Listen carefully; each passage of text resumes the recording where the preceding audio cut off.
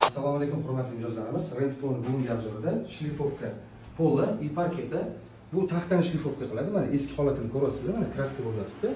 Bu apparat mana o'zini shkulga qo'yiladi. Endi 20 talik. И grubiy tosh qo'yasizlar, keyin undan keyin mana bunaqa o'zini nulyovkasiga, nulyovka qo'yasizlar. Ideal holat keladi. Biz faqat hozir grubiyda o'tganmiz. 220 tokda ishlaydi. Toza turetskiy apparat, mana o'zini birkasida ham model Turkiya deyilgan. Ma'murasi o'zi balansirovkani ishlaydi, o'ngga chapga.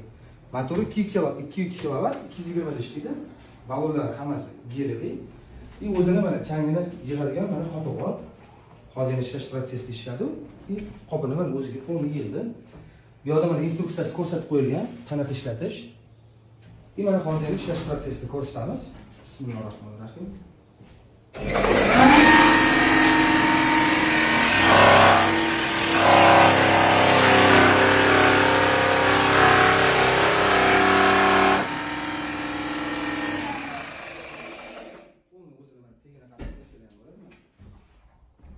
Plisosga tiqilgan joy mana bu yerdan chang tortadi, и qopga yig'adi.